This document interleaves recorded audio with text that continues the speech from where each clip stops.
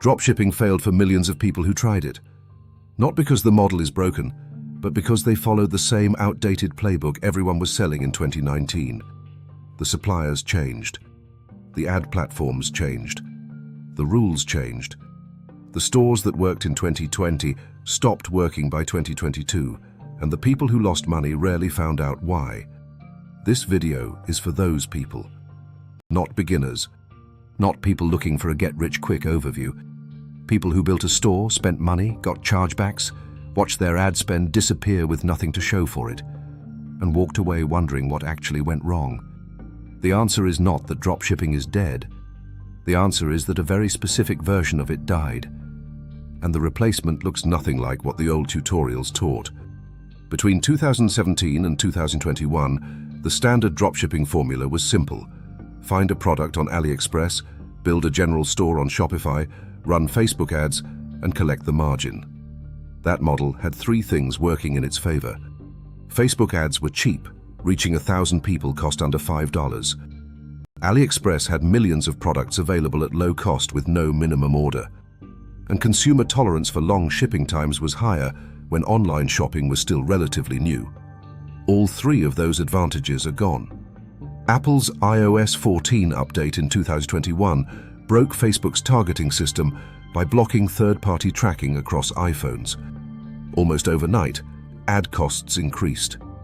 The average Facebook CPM, the cost to reach 1,000 people, rose by over 89% between 2020 and 2023. Ads that used to return $3 for every $1 spent started returning £0.80. At the same time, Amazon permanently changed consumer shipping expectations. A customer who orders from Amazon on Monday and receives the package on Wednesday will not tolerate a 4 to 6 week delivery window from a Shopify store. AliExpress shipping times, which were already slow, became a deal breaker. Refund requests and PayPal disputes became the defining feature of stores using that supply chain. The general store model compounded both problems. A store selling phone cases, kitchen gadgets, and dog toys with no coherent brand identity gives customers no reason to trust it. No brand means no loyalty, no repeat purchases, and no protection against competitors selling the exact same product for less. This is why so many stores failed. Not bad luck. A structural problem built into the method itself. Now here are the 5 specific mistakes that appeared in almost every dropshipping store that failed. Mistake 1. Selling trending products instead of products with evergreen demand. Trending products feel like opportunities because the search volume is high and the competition seems beatable early.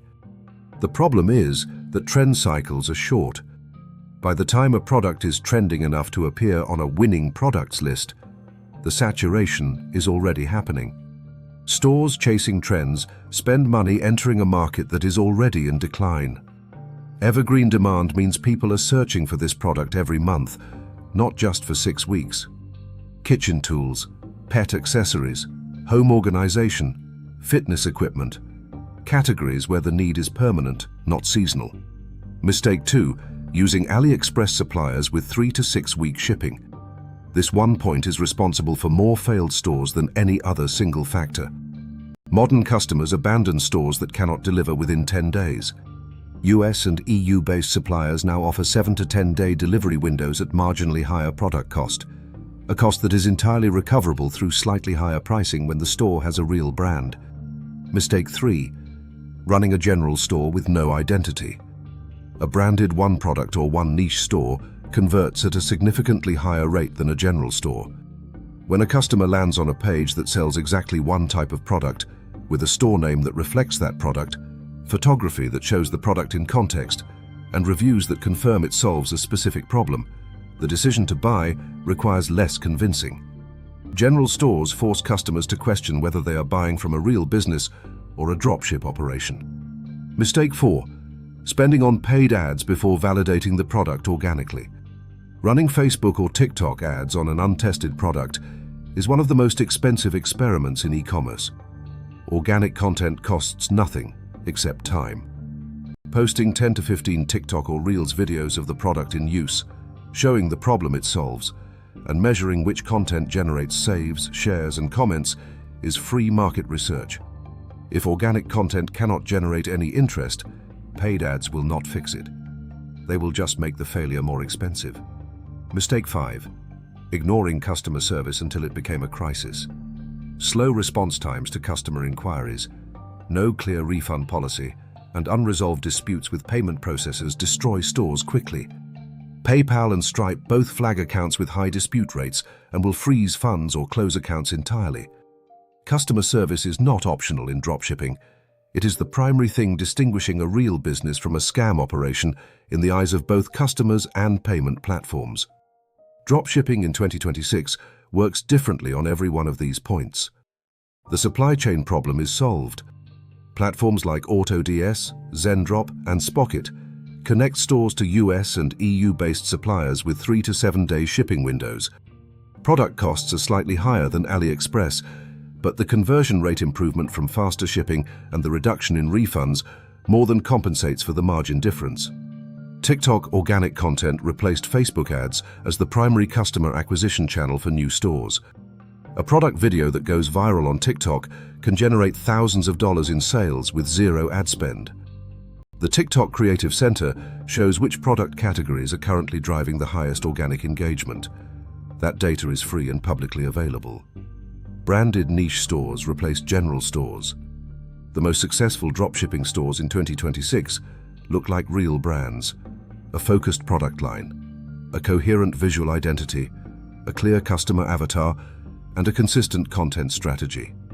Customers buy from brands they recognize and trust, even if that brand is 6 months old. Finding a winning product now follows a clear framework. Search TikTok for the product category, plus the phrase, "TikTok made me buy it." If videos using that phrase for a product are generating hundreds of thousands of views with high comment engagement, the demand is real and current. The ideal price point is between $30 and $80. Below $30, the margin after product cost, shipping, and platform fees leaves very little room. Above $80, the purchase decision requires more trust than a new store can typically establish. The product should solve a specific, visible problem, not just be aesthetically interesting. Products that demonstrate a before and after in a short video are the highest converting category in organic dropshipping content. The product should not be easily available in major retail chains. If a customer can find the same item at a Walmart or Target for less, the store has no competitive advantage. Tools for product research include Minea, AdSpy, and the TikTok Creative Center. All three have free tiers that provide enough data to validate a product before spending any money. The relaunch framework for someone who has failed before is straightforward. Pick a niche with confirmed organic demand on TikTok or Instagram. Source the product from a US or EU supplier through AutoDS or Zendrop. Build a branded Shopify store focused on one product or one tightly connected product line. Create 10 to 15 short-form organic videos showing the product solving a real problem. Only move to paid advertising after at least one organic video reaches 10,000 views. That threshold confirms the product has genuine market interest. Total startup cost for this model is under $100. Shopify's basic plan, a domain name, and sample product orders for content creation cover the full initial investment. The first sale on this model typically arrives within 2 to 3 weeks for a product with real demand. The dropshipping model that failed was built on cheap ads, slow shipping, and anonymous stores. That model is gone. The model that replaced it is built on fast supply chains, organic content, and real brand identity. The mechanics are different. The work is different. The results are different. The stores that failed before failed because the instructions were wrong, not because the business model cannot work. Drop a comment with the niche or product category tried before. The next video covers which niches still have room to enter in 2026 and which ones are already too saturated to compete in.